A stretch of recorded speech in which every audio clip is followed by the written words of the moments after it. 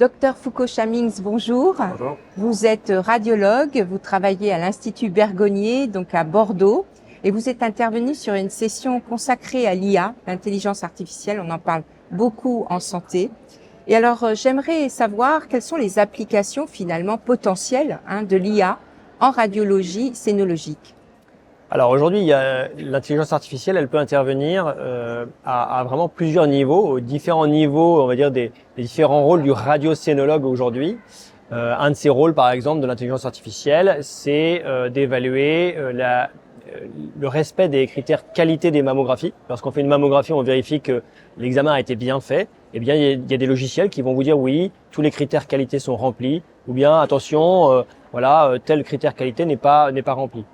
On a des logiciels d'intelligence artificielle également qui vont évaluer la densité mammaire. Nous, radiologues, on regarde la densité des seins parce que c'est pas pareil d'avoir une mammographie d'un sein très dense par rapport à un sein graisseux, notamment parce que les seins denses la mammographie a une sensibilité qui est moins bonne et donc il est recommandé de faire des échographies complémentaires. Mais il y a des logiciels d'intelligence artificielle qui sont capables d'évaluer de façon autonome la densité des seins. Et puis il y a des logiciels qui aussi sont capables de lire les mammographies. Alors là, il y a plusieurs modalités d'utilisation qui sont évoquées. Ça peut être utilisé en aide à la lecture, c'est-à-dire que le radiologue est présent, il lit la mammographie et il va se servir du résultat de l'intelligence artificielle pour peut-être améliorer sa lecture. Ça peut également être utilisé, en tout cas une des applications suggérées, c'est que l'intelligence artificielle soit utilisée seule. Donc on parle d'IA standalone, c'est-à-dire vraiment seule sans le radiologue à côté.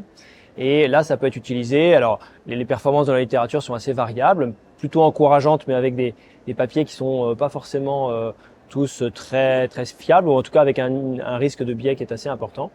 Et là, on pourrait imaginer que l'intelligence artificielle vienne aider à trier les mammographies normales ou au contraire identifier les mammographies qui sont plus embêtantes. Et donc, si on parle dépistage en imagerie, dans l'application immédiate de l'IA, dans votre pratique clinique, qu'est-ce que vous attendez? Est-ce qu'elle pourrait intervenir dans le dépistage de façon concrète?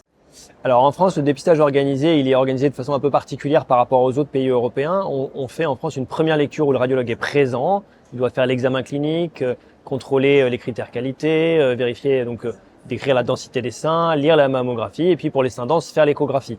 Et là, la place de l'intelligence artificielle, elle reste encore à confirmer.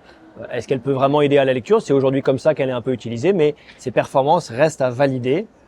Notamment, on a vu que l'utilisation d'une IA pouvait avoir ce qu'on appelle un biais d'automatisation, c'est-à-dire notamment chez les radiologues les moins expérimentés. Aujourd'hui, ce qui a été rapporté assez clairement dans la littérature, c'est que lorsqu'on utilise ces logiciels d'intelligence artificielle en aide à la lecture, on peut aussi avoir des effets négatifs, notamment ce qu'on appelle le biais d'automatisation, où en fait, lorsque le logiciel d'intelligence artificielle se trompe, il peut diminuer les performances du lecteur, en particulier si ce lecteur est peu expérimenté. Ça a un peu moins d'impact sur les lecteurs expérimentés. Par contre, sur les jeunes lecteurs, ça peut avoir un impact assez négatif. Donc ça reste vraiment à évaluer. Là où on pense que ça pourrait vraiment être aujourd'hui appliqué dans nos pratiques, c'est pour la deuxième lecture. Donc dans le dépistage français, il y a une première lecture et lorsque la première lecture est normale, ACR1 ou ACR2, à ce moment-là, la mammographie est envoyée dans un centre régional pour deuxième lecture. Là, il y a un deuxième radiologue qui lit les mammographies.